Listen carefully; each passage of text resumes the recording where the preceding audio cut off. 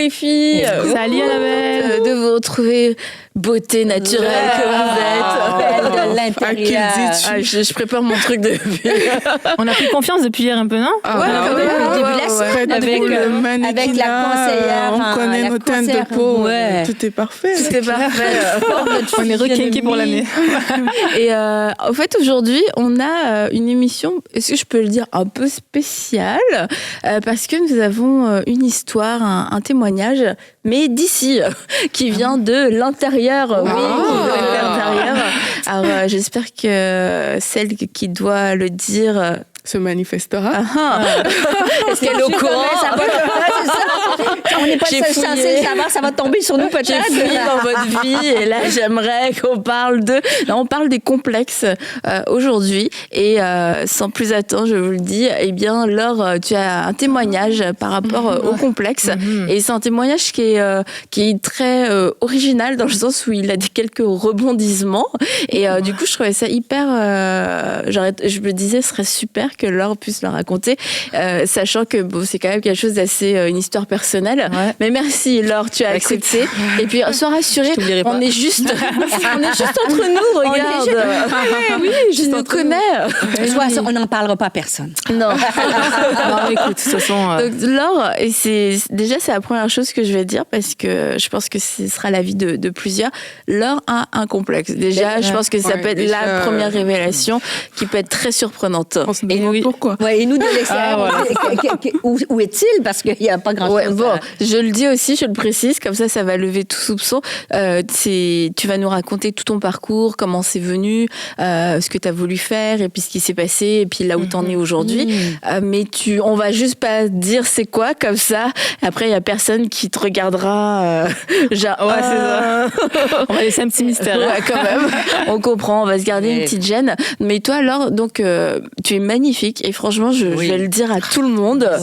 Pour moi, Laure fait partie des plus belles femmes que j'ai rencontrées de ma vie, tu vois. Vraiment, Aurélie, on le prend pas personnel. Ça va. Nous, c'est avec l'amour de Jésus. Et tu vois, et quand t'as parlé, j'ai pas été déçue. Je me suis pas dit, moi, finalement, non. Au contraire, de découvrir ta personnalité et tout. Je me mais t'es magnifique. T'es une femme magnifique. Et le fait d'avoir su que t'avais un complexe, moi, ça m'avait étonnée. Mais comme quoi, tu sais, les complexes, c'est ça. C'est vraiment. Mais je pense que c'est toujours ça, en fait. Tout le monde est beau, mais nous, on a toujours quelque chose qu'on n'aime pas chez nous. Enfin, en tout cas, la plupart des femmes. Ça serait intéressant même de voir les statistiques des femmes qui n'ont pas du tout de complexe. Je serais intéressée de savoir.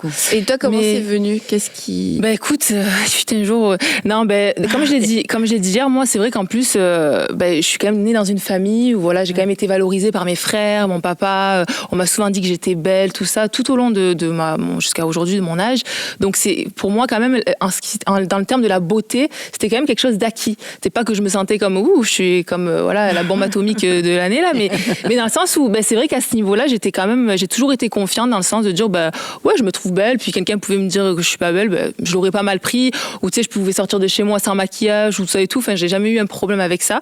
Mais c'est vrai que quand tu grandis quand même, déjà il y a l'adolescence. Donc ça c'est une partie de la vie qui est souvent un petit peu, tu vois, ça bouge pas mal, ton corps commence à changer, tu deviens une femme. En plus à ce moment-là, tu as quand même le regard externe qui commence à compter plus que quand tu es enfant. Donc là, même si c'est vrai que tu as ce côté, j'ai été bâtie à ce niveau-là, tu sais, le monde commence, tu sais, t'as le regard des gens qui commence aussi un petit peu à rentrer. Et le regard des gens, c'est vrai qu'il est quand même conduit parce que la société véhicule aussi, tu vois, dans ce qu'on peut voir, donc au niveau des standards de beauté, au niveau des, avant c'était les magazines, aujourd'hui c'est les réseaux sociaux.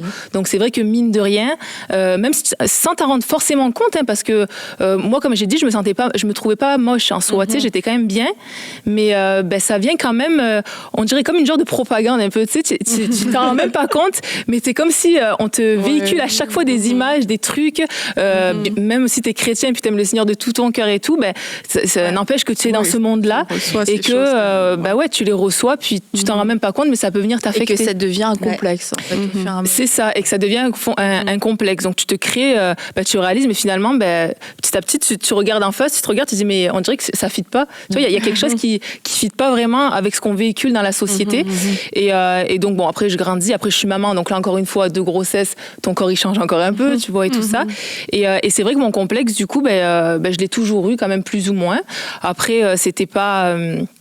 comment dire, je vivais quand même bien avec, tu vois, mais c'est vrai que ça me dérangeait. Quand je me voyais, je me disais, ça, j'aime pas. Je trouve pas que t'es genre, toi, tu te trouvais belle, mais il y avait cette chose-là qui disait, ça, par contre, bof. Ouais, mais en fait, avec le temps, ça a grandi, ou de l'adolescence à plus tard, que tu deviennes maman. Honnêtement, ou c'était pareil. Ça a toujours été assez, je pense, constant. Et c'est ça. Et en fait, parce que je trouvais que, en soi, dans ce que j'avais, dans la forme de mon corps et tout ça, il y avait une harmonie que je ne retrouvais pas dans ce que je pouvais voir à l'extérieur. Et c'est là où j'ai pris conscience. Enfin, ça, c'est avec beaucoup de recul, mais je me suis dit finalement, oui, je me trouve belle, mais je suis pas comme parfaite, tu vois. Et je pense que la société aujourd'hui, c'est le message un peu qu'elle peut t'envoyer, bien qu'on soit quand même assez de plus en plus ouvert, je pense, sur les normes physiques et tout. Je pense qu'il y a quand même une évolution là-dessus, mais il y a quand même un message un peu perfection. Même si hier elle disait, enfin la dernière fois, Cindy là, qui disait que mine de rien il n'y avait pas tant de retouches des fois et tout ça dans les magazines, mais c'est vrai que ça arrive aussi qu'il y ait quand même des retouches. Aujourd'hui, même dans les réseaux sociaux, tu as quand même pas mal de filtres, et même sans filtre, voilà, c'est tu peux vite te comparer et tout parce que aujourd'hui c'est vrai que tu as plus accès aussi à la chirurgie esthétique, tu as plus accès à plein de choses qui font que ça t'envoie un message. Avant, tu devais juste vivre avec. Pas d'autre choix. Donc, mais c'est vrai qu'aujourd'hui, on a plusieurs options devant nous pour atténuer ou accentuer. Il existe tellement de choses qui n'existaient pas à l'époque. Donc c'est ça, c'est hyper accessible. C'est pas réservé aux stars milliardaires. L'esthétique aujourd'hui, c'est. Moi, je me souviens quand j'étais plus jeune, aller chez l'esthéticienne, mais c'était les femmes riches qui faisaient ça dans les films. Aller faire les manucures et tout, c'était un truc hyper américain, le cliché. Tu vas chez, c'est la femme avec son petit chien et tout qui va chez l'esthéticienne. Mais tu sais, c'était pas du tout dans les mœurs. Une petite 16 ans, à part si elle était très riche, elle allait pas se faire poser des ongles, tu vois, ça n'existait pas. C'est super banal aujourd'hui. C'est ça, c'est super banal et tout. Puis on a vraiment cette tendance à vouloir, il faut que je sois parfaite, quoi. Faut que tout soit comme concorde, voilà.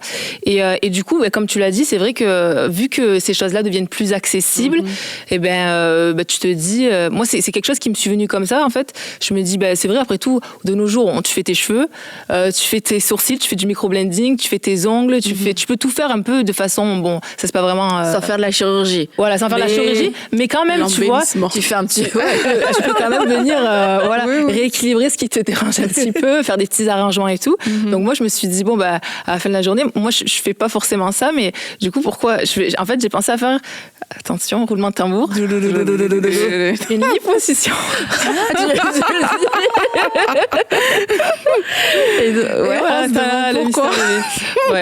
Pourquoi du lobe d'oreille, parce que on voit pas où, elle est toute mince, mais tu sais, c'est pour dire notre regard sur le regard des autres quand un complexe, c'est ça, c'est pas toujours. Et puis c'est hyper accessible en fait. C'est ça, c'est super accessible. Donc en fait, on dirait que l'accessibilité dédramatise aussi un petit peu l'action, tu vois, quelque part. Je me suis dit, de toute façon, c'est vrai que c'est très populaire de faire tellement de choses que tu te dis, c'est l'étape au-dessus, c'est sûr que c'est quand même dans la balance, voilà, c'est pas comme se mettre des fossiles ou tout ça, mais voilà.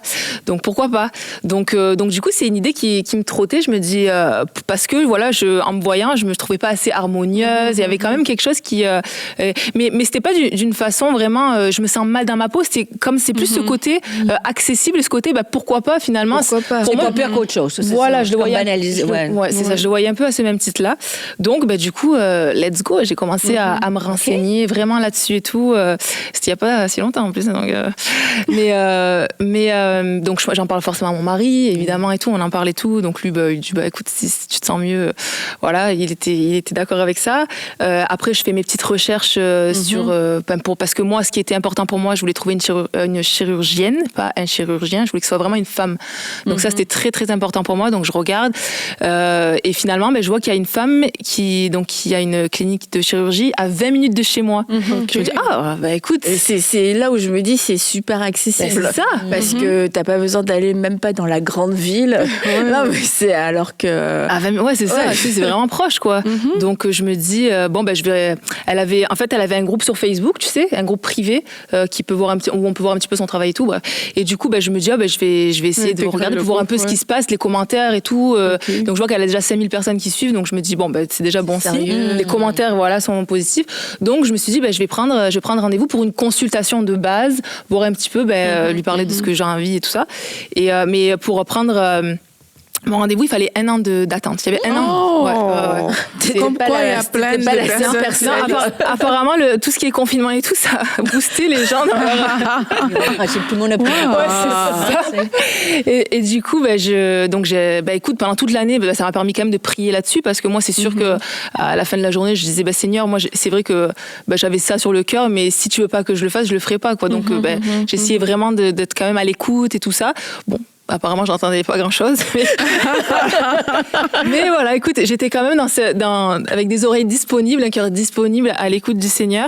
Et quand même, je continue. Et puis, t'as avancé dans le projet. C'était cher? C'était cher, ouais, quand même. C'est ça. Elle a économisé. Je suis prête à faire des sacrifices pour ça. Non, c'est vrai, t'avais fait comme un plan au niveau budget pour pouvoir... Ouais, c'est quand même un budget, un petit budget. Un an, il servait pas à rien non plus. Effectivement, et puis ça m'a permis aussi de continuer à regarder les témoignages aussi des femmes, tu vois, c'était vraiment une vraie communauté en plus qui était à fond, il n'y a pas de pudeur, tu vois, voilà, non, mais au moins moi ça me permettait de voir, écoute, c'est ce que la chirurgienne, ce qu'elle fait et tout, c'est quand même fiable et tout ça, et finalement mon rendez-vous arrive, donc donc ça fonctionne, machin, et donc ça prenait après 6 mois avant qu'il y ait une intervention, donc ça me laissait encore ce temps-là et tout pour, et petit à petit c'est fou parce que tu sais, on s'entend, c'est quand même une intervention, tu sais, c'est une chirurgie, là, c'est pas un petit quelque chose, là, t'es quand même endormi, c'est quelque chose de sérieux. Absolument. Donc, c'est une opération quand même. Mais aujourd'hui, c'est fort banalisé, on a l'impression que c'est facile, mais effectivement, oui. Absolument, donc ça, c'est sûr que c'est quand même, faut réfléchir à 10 fois avant de faire quelque chose comme ça, parce que, voilà, et du coup, donc, c'est une intervention. Pendant ces 6 mois. Voilà, donc pendant ces 6 mois, donc je suis en attente et tout, mais en même temps, tu vois, je commence à sentir, j'ai quand même un petit stress au fond de moi, tu sais, parce que mais j'arrive pas à voir, est-ce que c'est un manque de paix ou c'est parce que c'est une intervention lourde, tu vois, t'es quand même mitigée entre les deux, je parle avec ça, je me dis, je sais pas et tout, donc écoute, je continue d'avancer, je me dis, écoute Seigneur, encore une fois, c'est entre tes mains, si vraiment c'est pas ça, moi voilà, ça sera, c'est toi qui auras le dernier mot là-dessus, et puis finalement, le jour J arrive, figurez-vous mesdames, et oui, ce jour est arrivé, donc Sam il me dépose et tout à la clinique, je suis dans la petite chambre, je me prépare, je mets ma petite Charlotte sur la tête. Ah, t'étais là-bas déjà? Mais j'étais là-bas, j'étais prête là. Ok, j'avais pas. D'accord, vas-y, continue. Dans la clinique. Et je suis dans la clinique, dans la petite chambre, et là je prie, tu sais, je sens vraiment un stress qui monte, là, je me sens en famille, je prie, je fais Seigneur, j'arrête pas de prier. En plus, ça prend vraiment du temps avant que mon tour passe. J'avais 1 heure donc cédulé et tout, mais je vois que ça prend encore plus de temps. Je me dis, ok, donc ça me fait encore plus stresser et tout. Et donc je prie, puis à un moment donné, il y a une infirmière qui arrive, qui me dit, écoutez Madame Gingras, je voudrais juste vous dire que je suis vraiment désolée. La chirurgienne ne va pas pouvoir faire l'intervention aujourd'hui. J'ai dit, ah bon, comment ça? Et elle me dit, oui, ça n'arrive jamais, mais la femme avant vous, on doit absolument la transporter à l'hôpital.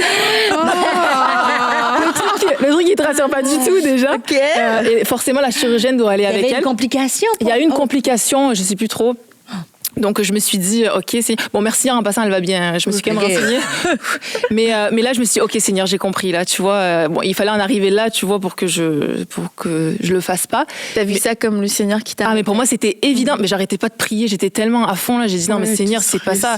Pour moi c'était évident, puis tu sais, ça n'arrive jamais. Et c'est vrai, moi ça faisait quasiment 2 ans que j'étais dans le groupe, et les filles racontaient tout quand elles avaient des annulations de rendez-vous et tout. Je me suis dit, s'il y a une fille qui aurait vécu ça, c'est sûr qu'elle l'aurait partagé, tu vois.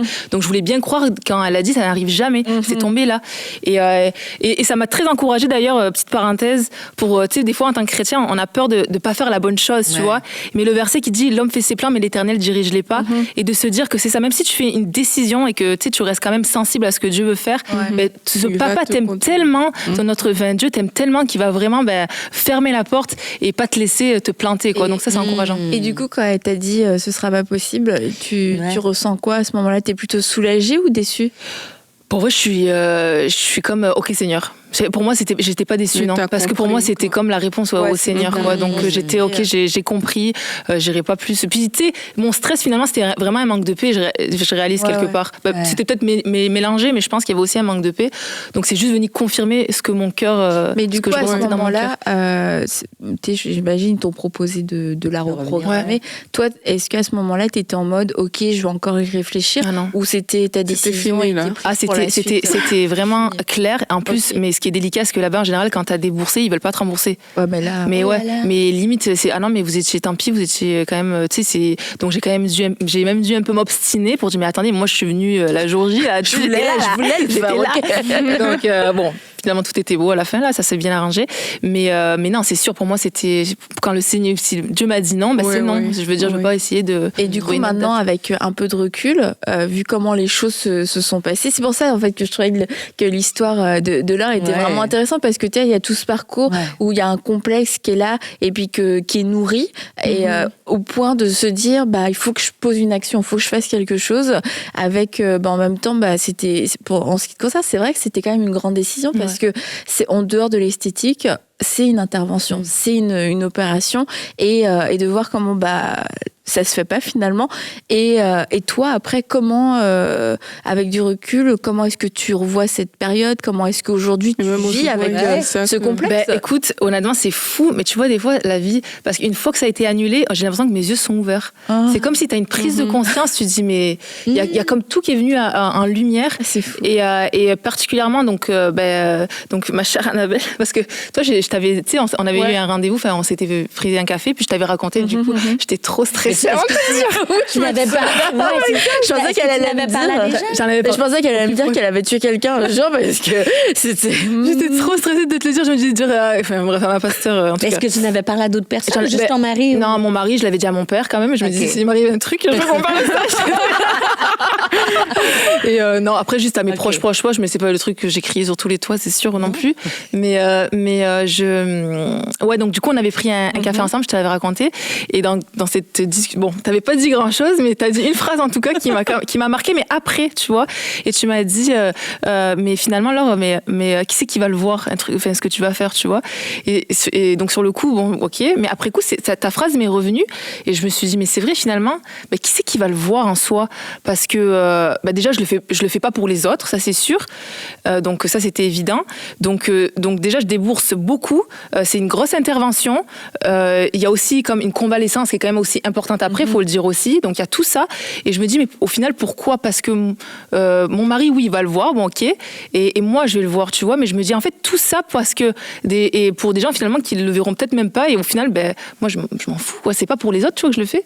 Et ça m'a amené aussi en sens inverse à me demander, mais si les gens le voient pas forcément, mais qui c'est qui voit ton complexe? Tu vois, de me dire, mais finalement, est-ce que au même titre qu'ils verront peut-être pas finalement cette intervention-là, est-ce que eux, les gens, même si c'est pas les gens en soi, mais qui sont importants, mais voient ton complexe?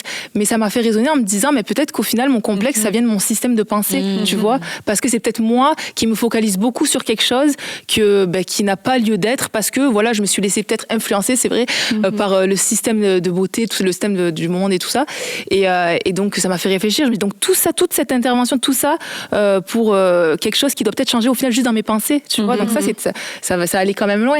Donc ça, c'était la première chose qui m'a vraiment... ça m'a vraiment frappée, tu vois. Après, la deuxième chose, c'est le témoignage. Parce que, tu sais, dans tout ce qu'on fait, finalement, il faut vraiment réfléchir à quel est le témoignage qui va en ressortir dans toutes les actions qu'on fait. On doit se poser cette question-là. Et donc, je me suis posé cette question pour ma fille avant tout. Moi, j'ai une fille, donc il y a 9 ans, et je me suis dit, mais quel message tu envoies à ta fille, en fait, en faisant ça? Ça, tu n'y avais pas pensé avant? Mais tu vois, c'est là où je te dis, des fois, les yeux s'ouvrent. J'y pense, mais on dirait que ça ne m'avait pas percuté comme après. C'est vraiment spécial. Mais je crois que le côté se nourrir aussi des choses. Et c'est important que tu aies parlé de ça, parce que c'est vraiment ce qui se passe aujourd'hui.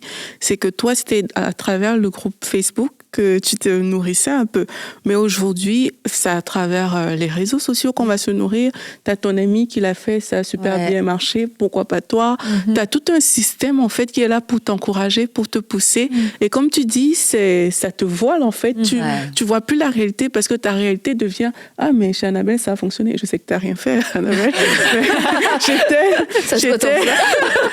il y a eu ça devient ta réalité à toi, au point où si tu le fais pas, tu as un problème. Oui, puis des fois, ça vient comme un microscope, ça s'amplifie. Tu t'aperçois pas, mais au fur et à mesure, tout ce que ton complexe qui devient de plus en plus, parce que tu es focusé c'est ça. à vouloir, c'est ça, à vouloir l'arranger. Mais tu as raison, mais moi, je pense que la racine première, c'est que j'avais tellement dédramatisé l'action que pour moi, je pensais au témoignage, mais j'y pensais oui et non, parce que je me dis, comme je vous ai dit au début, on fait tout aujourd'hui. Donc j'ai dédramatisé vraiment cette intervention en me disant, bon, finalement, c'est comme faire, tu sais, tu fais du micro-blending sur tes sourcils à la fin de la journée. Bon, je sais que c'est pas pareil, mais dans ma tête, je l'ai perçu comme ça.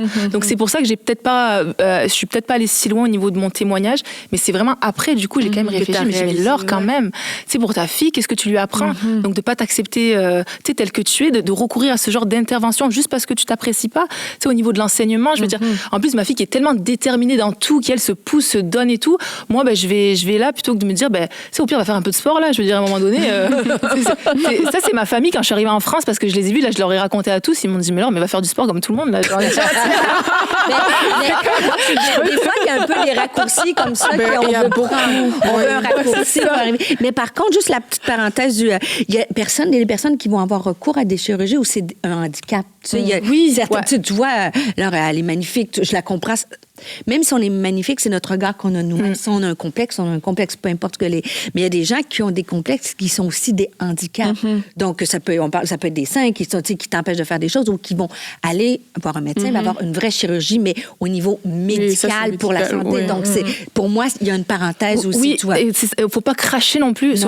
Sincèrement, moi, il y a des femmes là qui ont perdu je ne sais pas combien de kilos et qu'on peut avoir, tu sais, après, quand tu perds beaucoup de poids, ta peau vraiment pend, mais c'est même pas confortable et on peut avoir une reconstruction physique et je trouvais ça quand même beau pour elle de dire c'est comme un second départ et tout, donc il y a quand même des bonnes choses en soi, puis bon bref, tout est le motif et tout ça, mais c'est ça, donc moi c'était quand même mon témoignage au niveau de ma fille, puis d'une façon globale, qu'est-ce qui va vraiment en ressortir alors, tu vois, et bon, je me suis posé cette question après, et après de me dire écoute, Dieu t'a donné une beauté, donc voilà, Dieu, comme nous toutes, on a tous une beauté, et maintenant alors c'est à toi d'aller réfléchir comment je peux dévoiler ma beauté, comment je peux m'épanouir dans tout ce que Dieu m'a donné, et plus penser comme ça, malgré mon complexe, de me dire ok, mais à la fin de la journée, il faut plus que je m'attache à ce que Dieu dit de moi, tu vois, faut vraiment faire abstraction, et ça franchement ça demande quand même une certaine comment dirais-je, courage, détermination.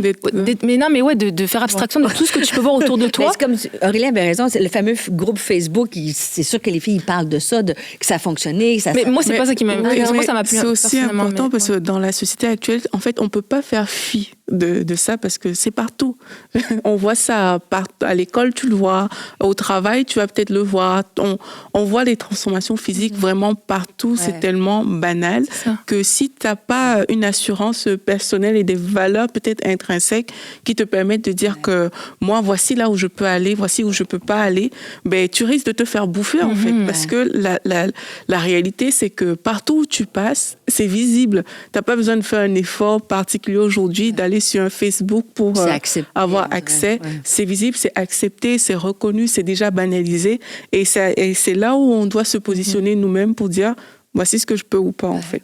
Et tu sais, ce que je trouve chouette, et ce qui nous montre que, oui, c'était dans ton système de pensée, Laure, c'est que tout a changé, alors que rien n'a changé. C'est vrai. Et c'est là où ça nous montre à quel point c'est dans notre pensée. T'as l'impression que c'est une intervention extérieure qui va pouvoir tout changer. Si je pouvais changer ça, si je pouvais changer ça.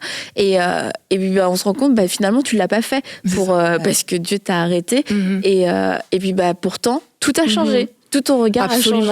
C'est sûr. Voilà, à ce niveau-là, ça a vraiment changé. Après, je me dis, c'est aussi à moi, tu vois, je peux quand même... C'est vrai que je pourrais faire un peu de sport en même temps, tu vois. Ça sera peut-être pas comme, tu sais, le côté perfection. Oui, je vais y aller. mais tu vois, je pense qu'on peut aussi faire des choses... Les raccourcis aussi. Voilà, comme on en parlait hier et tout. Voilà. Mais effectivement, une fois que ton système de pensée change, en fait, mais il y a tout qui change, quoi. Tu vois, c'est ta perception de toi-même et tout. Puis, et aujourd'hui, comment t'expliques quand même le fait d'être arrivé au point où tu t'es dit je suis prête à faire l'opération? Comment je suis arrivée au point de me dire ça? Avec du recul, tu vois, qu'est-ce que tu te dis? Le déclencheur, pourquoi tu voulais aller vers ça, toi? Honnêtement, c'est ça, c'est vraiment le côté, c'était une solution rapide, c'est vrai, une solution facile. Comme on l'a dit, c'est quand même plus accessible, même si c'est un coût, c'est quand même plus accessible qu'avant. Et ce côté aussi, je pense vraiment que je l'ai tellement dédramatisé dans ma tête. Et aujourd'hui, je m'en rends compte, tu vois, mais comme je l'ai dit, mes yeux se sont ouverts. Donc avant, j'avais pas cette perception-là. Je le voyais vraiment que je fais quelque chose comme je fais autre chose, tu vois. Mais moi, c'est surtout ça, je pense. Aujourd'hui, pas de regret. J'ai 0 regret, franchement. Je suis tellement heureuse. Merci Seigneur. Franchement, une chance d'avoir le Seigneur, sincèrement, qui nous... Non, mais parce qu'on, tu sais, en fait, on est... des fois, on se sent un peu comme si on était livré à nous-mêmes, tu vois, de dire, je prends une décision, mais je suis livré à moi-même et tout. Donc, tu essaies d'y aller, d'avancer avec ta connaissance, avec ta perception des choses.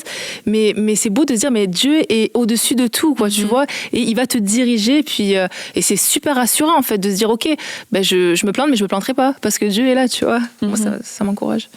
Et tu vois, dans tout ça, avec aussi du recul, on se dit, pourquoi est-ce que j'ai pas entendu? T'as dit, ouais, j'entendais pas grand-chose, mais je crois qu'il y a des choses qui sont profondes en nous, et puis que on a besoin quelquefois de temps, et puis quelquefois, dans notre détermination, mauvaise détermination, on a besoin d'aller au bout pour comprendre que c'était pas la bonne direction, parce que sinon c'est comme quelque chose qu'on n'a pas est-ce que j'aurais dû, est-ce que ceci, est-ce que cela. Donc oui, tu vois, quelque part on veut entendre Dieu, mais en même temps on a déjà un plan, on a déjà un plan, et puis t'as l'impression que Dieu reste au contrôle. C'est comme il dit, ok, vas-y, vas-y, et puis mais que dans ce chemin, au final, que tu regardes aujourd'hui avec du recul, tu te dis ok, d'accord, je comprends, et puis t'as pas de regret, dans le sens t'es allé au bout de chaque chose, mais Dieu a eu le dernier mot, et puis t'as été assez sage pour comprendre que c'était le dernier mot quand même. Mais ce qui est universel, c'est qu'on a tous un peu des complexes à quelque part, de regarder l'heure où chacun d'entre nous et de dire ce complexe-là, il faut pas le laisser prendre une place. Non, c'est ça. Il faut le ramener à qu'est-ce que c'est. Puis Seigneur, aide-moi, on n'est pas de nos propres forces, des fois on n'est pas capable, mais tu sais, ça a été cette intervention-là. Puis comme tu as dit, Annabelle, rien n'a changé, mais tout a changé. Donc ça se passe vraiment dans notre regard et et de vraiment garder notre cœur, quoi, parce que franchement, tu sais, sincèrement, tu peux être la meilleure des chrétiennes, la meilleure, mais tu sais, on est quand même confronté à plein de choses exposées, et tu te penses fort des fois face à des trucs, mais tu te rends pas compte, comme jour après jour, ça peut venir affecter ton regard. Donc vraiment, soyons sages, et puis prenons du recul et gardons vraiment notre cœur sur ce que la société peut nous montrer, sur les standards de beauté, prenons en considération que d'année en année, ça change en plus. Donc ça veut absolument rien dire. Un jour, tu vas être comme ça, 10 ans plus tard, c'est comme ça, fait absolument pas de sens. Donc restons vraiment focalisés sur ce que la parole de Dieu dit. Puis, c'est trop vrai ce que tu dis, que ça change d'un an en année. Et ça, il faut pas. C'est quand on est jeune, si on n'a pas fait ces démarches-là, quand on a 20, 30 ans, mais quand on avance en âge, là, c'est sûr que le temps, il fait son œuvre, et la gravité aussi. Donc, il faut être capable d'accepter dans notre esprit et de voir les belles choses. Maturer, il y a des belles choses aussi. J'aime beaucoup le témoignage de Laure, parce que je regarde des reportages de personnes, et ça commence vraiment de plus en plus jeune, ce type de complexe. Et quand on voit même parfois, c'est aussi des chirurgies ratées, ça amène beaucoup de dégâts dans beaucoup de vies, parce qu'on n'a pas toujours eu le recul de dire est-ce que ça vaut vraiment la peine, un peu comme tu disais, mais qui le voit au final. Et dans ce sens-là, en tout cas, je crois que c'est un témoignage qui devrait être partagé, parce qu'on est vraiment dans une ère où dès le plus jeune âge, tout le monde a accès à certaines choses, et c'est vraiment important de prendre cette réflexion d'abord, et de se demander si ça vaut vraiment la peine de le faire. Et qu'il y a toujours un moyen, et le premier moyen en fait de surmonter un complexe, c'est pas forcément de l'effacer, de s'en débarrasser. Ça va commencer dans notre système de pensée, et là où on a besoin d'une intervention, ça va être premièrement dans notre système de pensée, et après, je veux dire, il n'y a aucune condamnation aussi, et comme tu as dit, quelquefois c'est médical, mais quelquefois même ça ne l'est pas, et écoute, chaque histoire est différente, mais je crois qu'on ne devrait pas, par contre là on peut l'affirmer, on ne devrait pas passer ce genre de cap de la chirurgie ou des choses un peu plus massives si dans notre tête ça n'a pas été notre système de pensée n'a pas été touché, n'a pas été renouvelé, parce que on risque de faire un choix, c'est ça, on risque de faire un choix qu'on pourrait regretter ou basé sur de mauvaises motivations. Et si j'ai été renouvelée dans mon intelligence et que je reste avec cette idée-là, pourquoi pas. Mais si j'ai pas été renouvelée dans mon intelligence, je dirais Oui. attention. Ouais. Mais pas de condamnation, tu as raison, Annabelle, aussi. Chaque situation est devant, chez nous devant Dieu. Et moi, ce que j'ai aimé, c'est que tu as consulté Dieu et tu t'es soumis des fois. Tu sais, des fois, comme tu dis, on a notre plan, des fois, un peu fait. J'ai au moins ça dans l'histoire. Pas du tout. Moi, je trouve ça... ton témoignage est tellement fort. Je suis sûre qu'il y a plein de femmes qui oseront même pas le dire, mais qui vont se retrouver dans ça. Puis que ça va être vraiment un sage conseil que tu as partagé aujourd'hui. Merci beaucoup, Laure. Tu as été très inspirant. courageuse. Ouais. Non seulement tu es magnifique, mais en plus tu es courageuse. Donc, merci beaucoup à vous, les filles. Et puis, vous êtes magnifiques. Vous qui nous suivez, vous êtes magnifiques aussi. Et que le Seigneur puisse vous parler, vous révéler votre beauté. Et que vous sachiez que vous êtes belle aux yeux de Dieu. Et que vous-même, vos yeux puissent le voir, que votre âme puisse le reconnaître. Et on se dit à bientôt à table avec Annabelle.